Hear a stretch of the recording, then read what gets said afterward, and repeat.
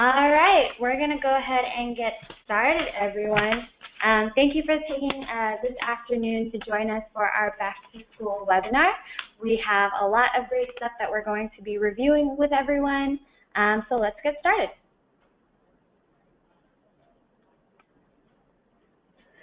Hello, everyone, and thank you, Roella, for such a warm welcome. So today we are very exciting as we have a lot of great information to share with you. So we're going to go over the topics and the information that we're going to share with you today. So first, we're going to do a staff introduction, and we will share with you a fun fact about us. Then we're going to do participant survey to learn a little bit more where you're coming from and where you work at. And then we have program and impact, where we're going to share with you new updates.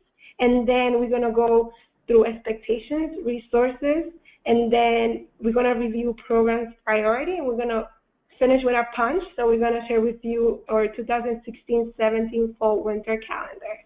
Thank you. All right, so we wanted to give a brief introduction about who is on the club's team. We have Sarah Fenslow. She is the Senior Director of Campaigns, Days of Service, as well as Clubs. My name is Roella Ramos. I'm the Senior Manager of Clubs, and we also, I'm supposed to share my fun fact. So my fun fact is I have cycled across the country from New Hampshire to Vancouver, from the Atlantic to the Pacific. Wow. Nice. And my name is Dairanis Grujon Virgil. I'm the program coordinator for Clubs. And a fun fact about me is that my name is similar to the main character of Game of Thrones, Daenerys. So please now on the chat box, type in where you're from, city and state. Are you affiliated with an organization? And what role do you serve in your organization or school? So take 2 to 3 minutes to let us know where you're coming from, city and state, again, your affiliation with any organization, your role, and your role at the school or organization that you work with. So we want to see where we got our representatives from.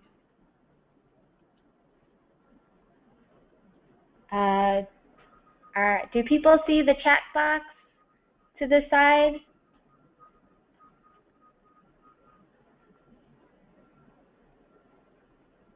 Maybe not, no? All right, well, from the attendees list, I know that Sean Graham is from Nebraska. Welcome, Sean. All right, so hopefully we'll share that information with everyone at the end.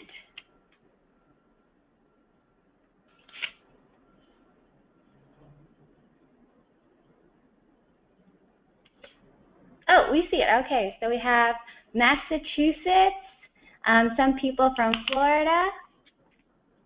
Anybody else? Florida again, nice. Maine, nice. Thank you, Sarah.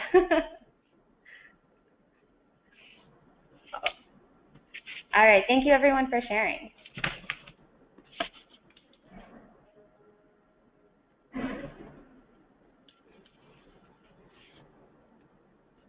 Oh, sorry. Let me just back up. All right, so I wanted to briefly go over our new mission for the Clubs program. So generationOn Clubs supports kids and teens in communities across the country and the world, enabling them to participate in ongoing service opportunities that help them become caring, compassionate, and capable young people, all while working to improve the communities around them. So we've updated our mission, and we're still focusing on supporting youth engage in meaningful service by giving everyone the tools and resources they need to learn about different issue areas, as well as plan projects and reflect on their service. However, this year, we're really focusing in on honing on the development of youth outcomes so that they become the caring, compassionate, and capable change makers. All right, so we want to share with you some information about the club's network overall. We have a total of 1,890 registered clubs across the country and around the world. And the data that we're going to be sharing with you is from 485 clubs who participated in our evaluation. So first, we have a fairly large network. We have 93,269 change makers. And the change makers, this includes Kids Care Club members, Service Club members, facilitators, as well as all the people that they recruited to help serve alongside them. This is their friends, their classmates, community members, cousins, sisters, brothers, moms, and dads. So a lot of people, and 93,000 is actually the size of the Rose Bowl Stadium out in California. I don't know if you know this, but it's one of the largest in the world. So it's a very, very impressive number, just to give you some perspective. Also, our club program reaches 203,000 youth, meaning that clubs have the potential of impacting 203,000 youth through their affiliated organizations. So, for example, if a club has 50 members but are located in a school of 250 students, the club has a reach of 250. So I want to share some of the amazing impact that our clubs have done this past year. And again, the data on this slide is from the evaluation that the 485 clubs participated in. So the clubs did amazing things. And these facts and figures are just a slither of their accomplishments. So our club network completed a total of 2,023 projects. 50% of the projects addressed issues of hunger, so canned food drives, people planted vegetable gardens to provide more nutritious food to their communities. They volunteered at soup kitchens. 39% focused on poverty and homelessness issues. So this includes creating hygiene kits for the needy and hosting warm clothing drives for shelters. And also 38% of these 2,000 projects focused on promoting peace and kindness. All really wonderful things. So the next number is our club's network served 1.8 million hours. This is really, really amazing stuff, and they did this through beautifying community spaces, spending time with seniors, and just showing classmates what it means to be kind, and so much more. Additionally, our club's network served 2.6 million people. They directly served them, educated them, and these people benefited from service clubs and the projects that they did. And just to put 2.6 million in perspective, that is the size of all the people in Chicago. such wonderful, wonderful numbers. And lastly, clubs created, donated, raised $2.7 million worth of goods and money.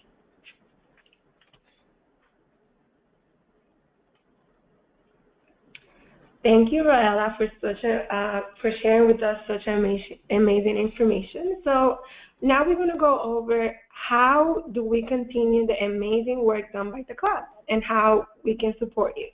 So to make sure generationOn continues the great collective impact that we see each year, we ask club three main things. The first one is to complete 3 service projects per year, and then we ask club facilitators and members to submit service trackers through our online tracker service. And then there you can record hours, share stories, and submit pictures. We look at the trackers every month, and we select the club of the month based on their activeness, impact, and project creativity. The club of the month is announced in our monthly newsletter and receive generationOn Slack. And Sean Graham, who is on the call, Yay! is selected as a Club of the Month. So shout out to you, Sean. Congratulations. Also, We look for new project ideas to share with the rest of the network. So, for example, one of them is the one that we have is a buddy bench. And that one, the main point of the bench is to have it in schools or in organizations where young people they sit there and that means that they're looking for a friend, they're looking to someone to talk to. So it's a great way of building empathy and friendship among young people in the community. So please share with us in your service tracker. Keep sharing with us your amazing projects because we do get inspired by them. Then if you need help completing the trackers, one of the challenges that some facilitators have, I always like to recommend to one of your young people just to delegate that task, and that will help them to not only learn how to develop leadership, and for you it's a way of practicing delegating tasks to your group. Also, twice a year, generationOn collects important information about club participation, like the one that Roella just shared with us. So we asked some club facilitators to complete the biannual survey, and it's important because we get information about the impact through the data submitted by facilitators. So the survey results are vital to securing funding and reporting impact. All clubs must participate in this survey to maintain membership, and it's in a way for us to know that you are active and that you're taking advantages of the resources that we offer through generationOn. So at generationOn, we have an incredible amount of resources. So today we want to make sure that you know where to find them and how to utilize them. So the first tab, as you can see, is the project tab, and there you can find project ideas that addresses the 13 different issues areas. There you can find projects inspired by you, like I shared before. There we have projects about health and wellness, hunger, kindness, peace, and many others. The second tab that I want to share with you is the resources tab. That's a really good tab because there you have the webinar schedule, the downloadable handbook for the clubs, which breaks down everything you need to know about your club. It talks about organizing meetings, recruiting members, publicizing events, and so much more. It can be also a great refresher for facilitators who are returning this year. So it's a back-to-school year, so you are putting yourself together. It's a great tool for your club. Then you have the Do Your Own Thing guide, which walks you through the service project planning. So there you can tackle what projects to do, where it needs to get done, who will benefit and who can help, and how to manage your project. So it is a great resource. The next step that I want to share with you is a track and share, where you will find your service tracker link, and there you can put all the information about your project, including the hours served. And then the fourth tab that I would like to share is the Opportunities tab. And there you can find a list of grants and campaigns, like the current one that we're running, the Rules of Kindness campaign. And if you're from New York, you recently received a call from me. And also, additionally, we have our monthly e-newsletter, which has our most up-to-date resources and opportunities. So please let us know if you are not receiving our newsletter. Awesome. So now we're going to segue to program priorities. So please, now we're going to look into what is generationOn prioritizing this new coming back to school year. So first, we want to talk about putting a stake in the ground about quality, and I'll dive in a little bit more about that, what we mean. Then we want to focus on the development of youth outcomes and how we're going to do that by staying connected with club facilitators. So at generationOn, we use the service project model, learn, act, and reflect, because we know that service is most meaningful when it's comprised of these three elements: learn, act, and reflect. So let's go back to what the meaning of quality. What we mean by quality is that we want the youth and the people serving, the people that is being served, to have the most meaningful experience. So that's what we mean by quality. And how do we accomplish this? So we're going to review these three important elements of service, and I'm going to dive in first on the learn portion of it. What we mean by learn, we mean that we would like the facilitators to walk the club members through to understand and identify their interests, their passion, and their own cultural lenses. It is good to have an assessment of one's own cultural identity, so to help to break away from biases, and also it's part of a reflection process to undercut the to step away from the us versus them mentality that sometimes comes across between those serving and those being served. So, for example, what do we mean by that? We have a very active club that is a group of autistic kids, and these kids are extremely active. They have won Club of the Year, and sometimes when they come to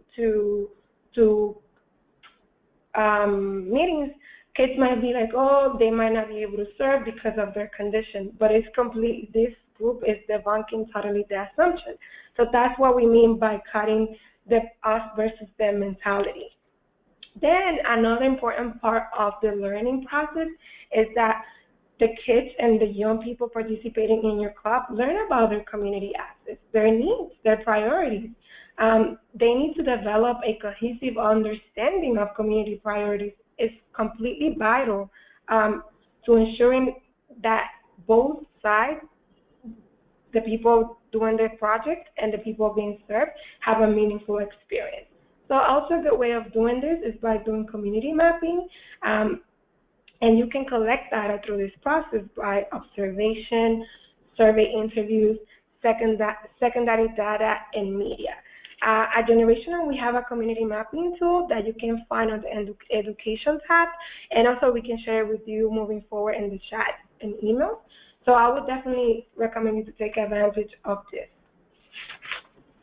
Also, it is important to, when we're doing service, that they should engage through informed and important discussions, and so they can answer the question, so why do they need, why there is a need for service? Why are we getting, why even we doing this? So for example, we have a second grade homeless project. So the facilitator made the student to ask their parent why people were homeless and who homeless people are. Also, one request was to read children's book to understand what homeless people go through. Also, they interviewed someone who works for a homeless shelter to understand how the community is helping.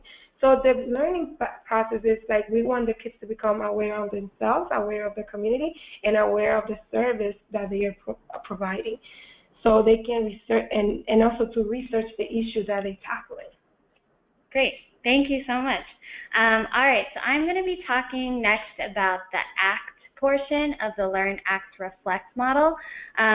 So what has to be done during this ACT portion to really make service meaningful for the volunteers, the community, and everyone else involved? So the ACT portion includes the planning, the prepping, and the implementation of the service project. So first off, you want to make sure to set really explicit and intentional goals. And this can be related to both youth outcomes as well as community impact.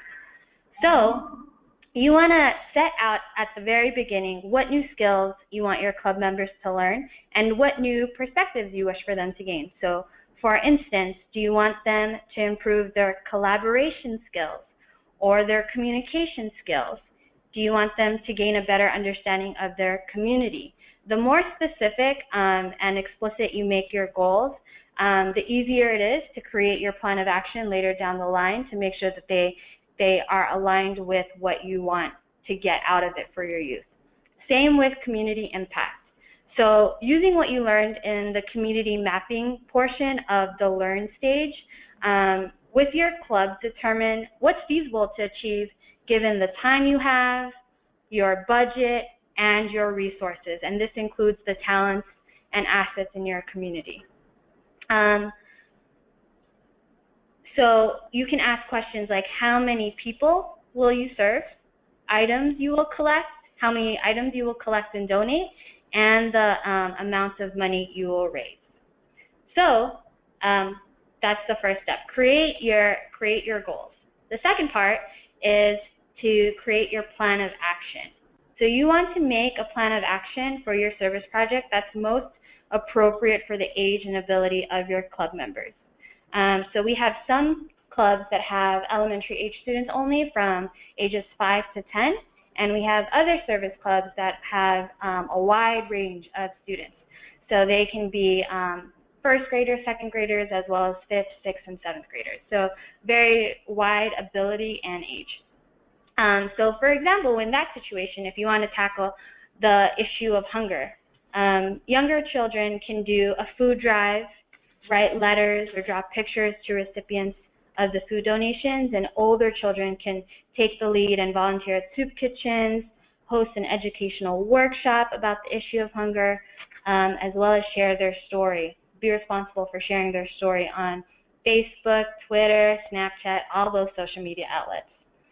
And as you're creating your plan of action, definitely make sure to outline the different steps that your club members will need to take to complete the project, as well as delegating who will be responsible for making sure it gets done, and identifying who else in the community, in your school, in your organization that will help support making sure that the project gets done.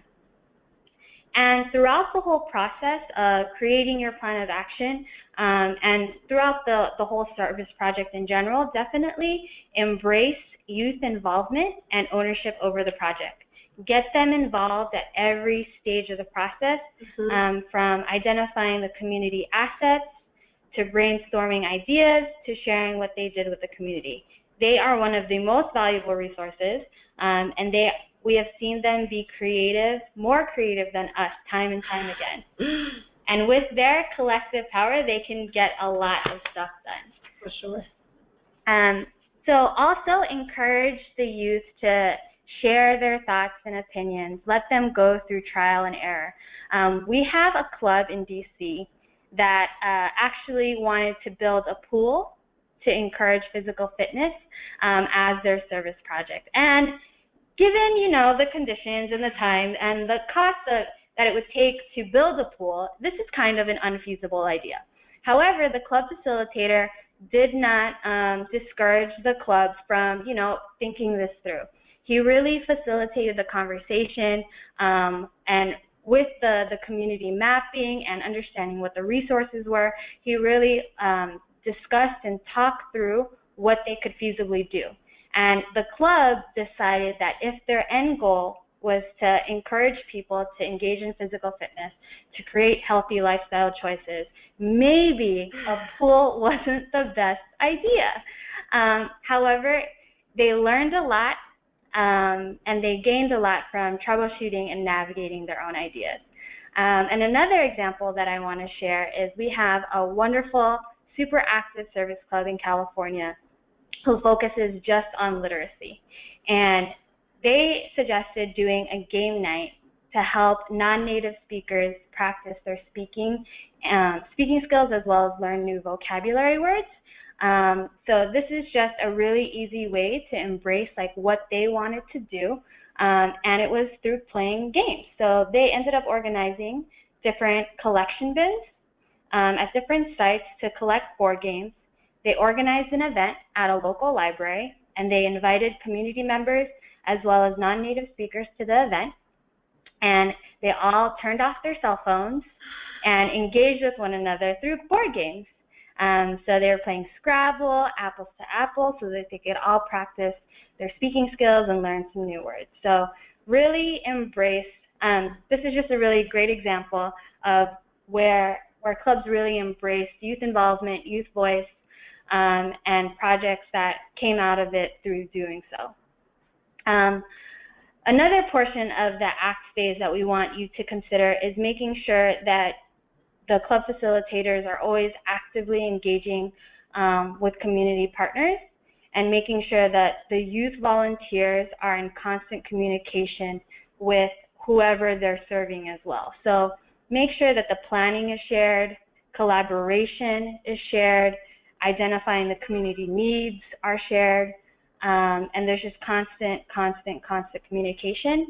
And the reason being is this is definitely going to help your club work with the community instead of at the community. And one example I want to share is there's a club in South America, in Colombia, and after they did a community map, they realized that they wanted to help a pre-K organization in their local community, and they wanted to help create educational games and tools for the pre-K students. So they worked in partnership with the teachers, and when they were brainstorming their different games and had all of these ideas, they always wanted to make sure that the things that they were making were going to be most useful for the pre-K students who are going to be receiving these tools. So what they ended up making was they used recycled and repurposed materials to make games that helped with color identification, counting skills, and fine motor skills. So again, the success of this project was a direct result of the partnership that the club made with this organization. So that is the ACT. All right, so the next portion of the Learn, Act, Reflect is obviously reflection. So reflection really helps youth learn about not only themselves, but their communities and from their entire service project experience. And despite it being the last stage of the Learn, Act, Reflect model, it's definitely really important to provide opportunities for reflection before, during, and after the service project. And when you're creating your reflection moments and questions, make sure to look back at the goals that you set out during the ACT stage and reflect on those questions or those goals that you set out to achieve.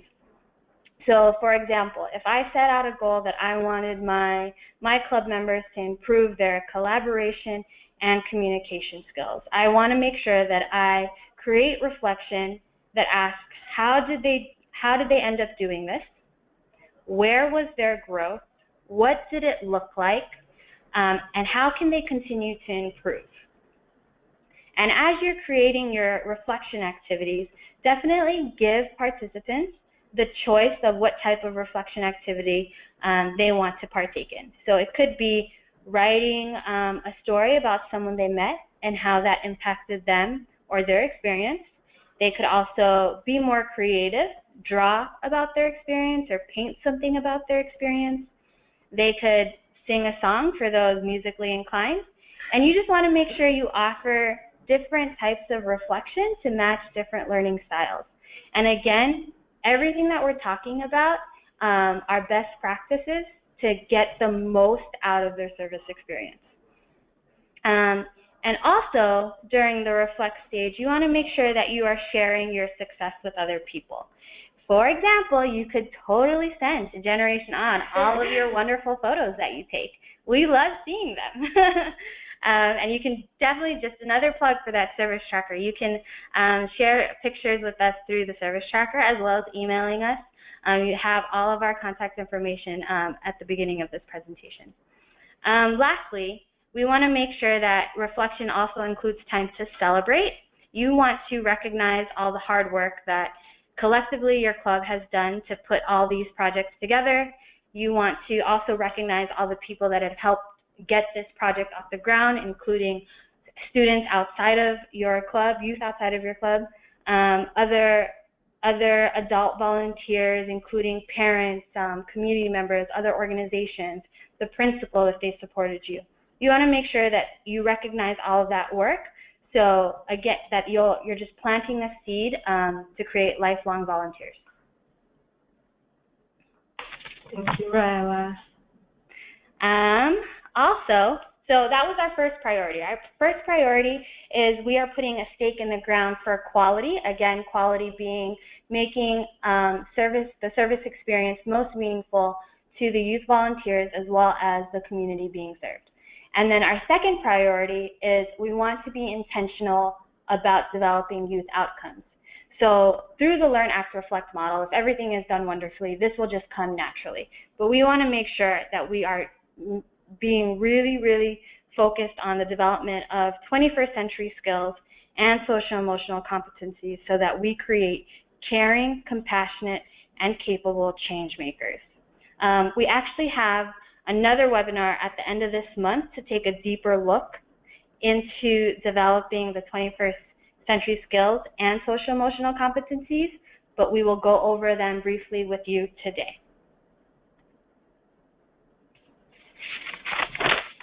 All right, so what are these 21st century skills that people are talking about? So the ones generationOn is interested in, it's creativity, critical thinking, collaboration, and communication. So creativity is coming up with new, innovative, and worthwhile ideas. We see youth flex their creativity time and time again. Like I said before, youth are definitely a lot more creative, more imaginative than adults can be at times. They come up with the most inspiring and sometimes even yet so simple ideas to address every type of issue. For example, there was a kids care club who wanted to create a more inclusive environment during their lunch period. So what they wanted to do was help people create new friendships. So they put getting to know you questions on pieces of paper and then put those questions on the tables in their cafeteria. They encouraged all the students that day during the service project to sit with someone that they didn't know and to use the questions on the table to really facilitate discussions and getting to know one another. And they also made a little photo booth to celebrate all the new friendships being made during this lunch period. And this was an idea that the club had thought of all on their own. And again, it was really inspiring yet super, super simple. And it's a project that really combats bullying as well as creates a really inclusive space. So the next 21st century skill is critical thinking. So that's being able to evaluate, analyze, and critique different situations. So critical thinking is really important when addressing the root causes of issues, and we really want to push facilitators to help youth peel away the layers to see how they can significantly impact the issues they want to address. So for example, if you're doing a hunger projects are really, really popular amongst our network. You want to ask your youth, why are people hungry? One answer they might have is maybe, there aren't places to buy affordable food, or there aren't many healthy options around. And then push them to continue to ask why. Have them research the issues thoroughly. Their research may uncover other reasons or debunk their assumptions, and this will drive and steer the direction of really meaningful service projects. The third 21st century skill is collaboration. Collaboration is working effectively and respectfully with diverse people and teams. So work nowadays is rarely done in silo. So this skill is definitely needed in and outside of the classroom.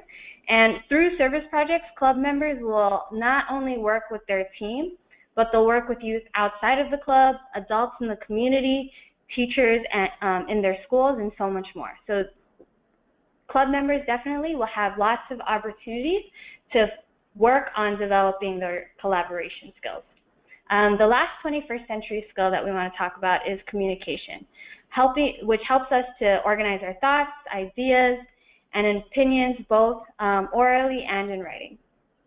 So in service, this is when club members write letters to inform others about their project or to share a reflection they have after the project is complete. It also involves club members engaging with other community members, engaging other community members and informing them like what they're doing, how can other people get involved, as well as recognizing other people's efforts. So there's definitely lots of opportunities in service for folks to develop 21st century skills. Thank you, Roella, for sharing the incredible 21st century skills. So also another element that youth and kids will learn from service is the social emotional competencies. So what are those, and which are the ones that Generation On are focusing on? The first one is compassion, caring, empathy, and gratitude. So what is compassion? So it's empathy in action. Through service, compassion is demonstrating care and concern for others through inspiring notes, kind thoughts, and helpful actions. Then we have caring, and it's being kind and showing concern for the well-being of other people. When you learn to be more caring individuals by learning about important issues that affect themselves and their communities, they become more caring. Then we have empathy. And empathy is the ability to understand and relate to the feelings of another person or community. And last but not least, gratitude. And it is showing appreciation and being thankful. Youth serves people who are in different living and health situations from themselves. And by experiencing gratitude, they can see the world from another perspective. So we will be diving more in through the 21st century skills and the social emotional competencies through our webinar. And but still, we want to keep connected with. We want you to keep connected with us, and we would like to ask you if you are not yet to join our Generational Club through Facebook, and also there you can connect with other club facilitators across the country, share your volunteer pictures and stories, interact with staff, usually on and Roella as well from 9 to 5. And that's the link for the Facebook group, which we will be sharing with you through our emails, and we've been sharing it before as well. Also, we keep connected through monthly newsletters, and also we call from the club team. So some of you have talked to me before, so I'm really happy to see some faces, some names on the chat. So we want to share with you our exciting opportunity for the upcoming fall and winter campaigns. So first we have this from September 1st to October 17th, the Rules of Kindness campaign. And this is a wonderful campaign that challenges kids and teens to build empathy, be kind, and show that they care. It is a great way to build a culture of caring at your school, in your organization, and at home. Also, participating is completely free. It's very easy to do. You just have to visit the campaign microsite and download our free resources, tools, and there you can start making your rules of kindness. Then we want you, after you come with your group and agree together what are your rules of kindness, to put together a plan of action and then share it with us on the microsite story wall. So it's very 3 steps. Visit our microsite, then use our resources to develop the rules of kindness that you want to work with.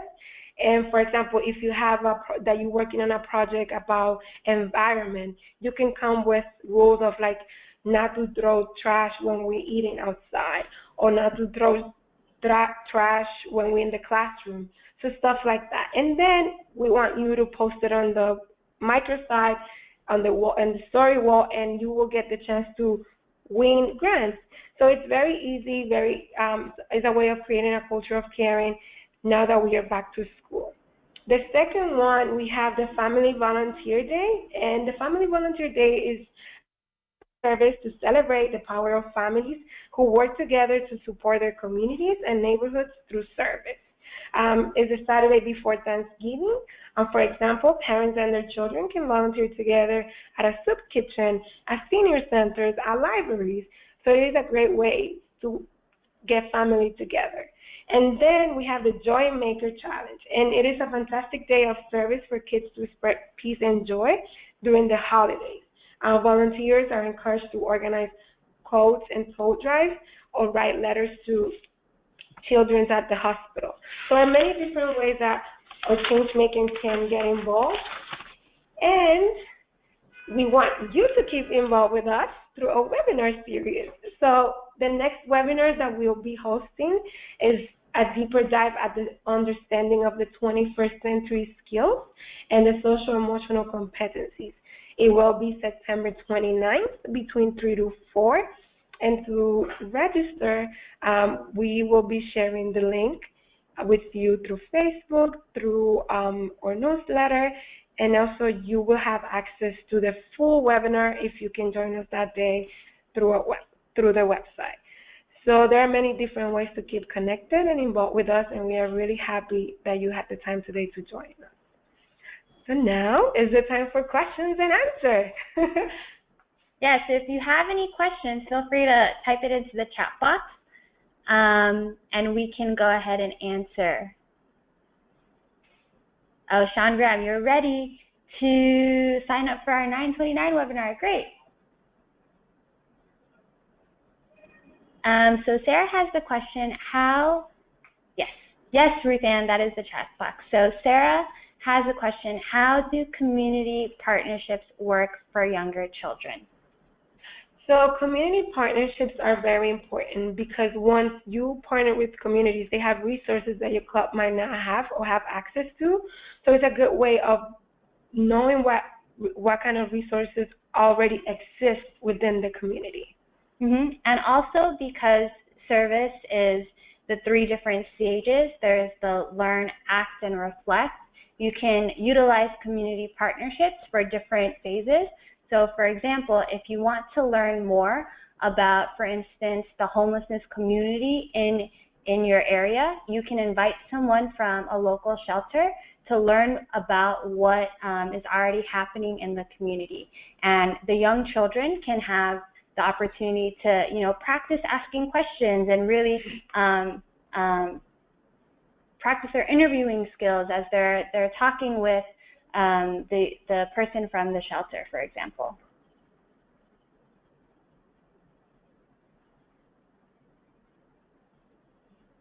Yeah. Are there any other questions? If you also have other questions and you don't necessarily think of them right now, feel free to email us. Again, all of our contact information was placed at the beginning of the presentation, and we provided you with the slides as well as a couple of handouts along with the webinar, so you'll have access to all of that information. And if for some reason you can't download them, we'd be happy to send them to you at another time. We have a question from Alicia. Do you have any tips for children who may be nervous to join? Alicia, thank you for asking that question, and that's a very important question because when other kids see other kids being very active and like, oh, they think, can I really do this? So the first thing that I would recommend is to let them know that it's not something that they have to do, it's something that they doing it because they're passionate about it, and always bring it back to them. Like, to think about what is it that you care about. Why would you think, what kind of difference you can make by joining the club, and make them see the club as resources to them to make the changes that they want to see. You can share with them that in your club there's a space to discuss issues that they care about. So that's one of the tips that I would say to work when you see kids that are being nervous about joining your club, and not make it seem like it's obligatory, but more something that enhances their experience, and that is providing them with a space to express themselves. Thank you, Dironis. I would also recommend you use your club members to recruit children and other youth and teens to really get a more robust club going on, and push them to recruit, try to come up with strategies to recruit students and other youth who are unlike themselves, and push them, to recruit people that aren't their friends, that aren't interested in the similar activities, and tell them the reason is because if you have club members with all these different skills and interests, that then your club can accomplish a lot more. So whenever you have issues like that, I would always push you to ask your club members to help you and to brainstorm and figure out ways that you can recruit other people. They look like them. Any other questions?